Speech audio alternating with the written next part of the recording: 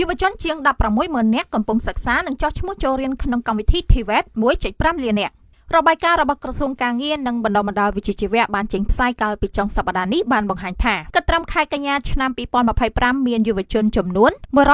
142,975 នាក់បានចោះឈ្មោះចូលរៀនកម្មវិធីបណ្ដុំបណ្ដាលជំនាញវិជ្ជាជីវៈរបស់រាជរដ្ឋាភិបាល 1.5 លាននាក់ឬហៅកាត់ថា TVET ខណៈសិស្សកំពុងតែស្ថិតនៅក្នុងវគ្គសិក្សាសម្រាប់កម្មវិធីនេះមានចំនួន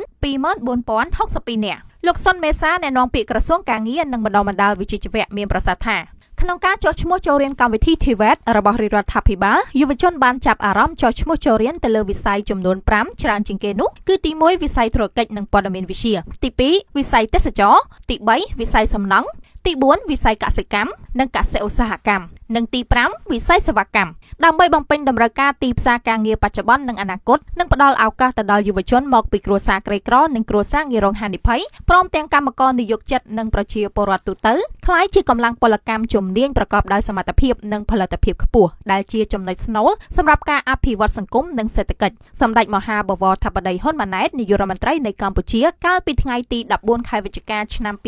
2023បានដាក់ឲ្យអនុវត្តជាផ្លូវការនៅកម្មវិធីបណ្ដុំបណ្ដាលជំនាញវិជ្ជាជីវៈនិងបច្ចេកទេសសម្រាប់យុវជនមកពីគ្រួសារក្រីក្រនិងគ្រួសារងាយរងហានិភ័យដោយមិនបង់ថ្លៃនិងទទួលបានប្រាក់ឧបត្ថម្ភប្រចាំខែលើវិស័យចំនួន10និងជំនាញអត្តភាពចំនួន45មុខជំនាញដើម្បីឲ្យប្រជាពលរដ្ឋម្នាក់មានជំនាញមួយយ៉ាងតិចប្រចាំជីវិតនិងអាចប្រកបមុខរបរការងារសម្រាប់ចិញ្ចឹមជីវិតព្រមទាំងអាចរកចំណូលប្រចាំថ្ងៃបានបន្ថែមទៀតបើតាមលោកសុនមេសាមកទល់ពេលនេះមានសិស្សចំនួន 63,622 នាក់បានបញ្ចប់ការសិក្សាពីកម្មវិធី TVET ហើយសិស្សដែលទទួលបានការងារធ្វើមានចំនួន 32,301 នាក់លោកបានបញ្ជាក់ទៀតថានៅក្នុងចំណោមសិស្សកំពុងរៀនសិស្សបញ្ចប់ការសិក្សានិងសិស្សដែលទទួលបានការងារធ្វើនេះអ្នកមានប័ណ្ណសមត្ថភាពសរុបមានចំនួន 59,367 នាក់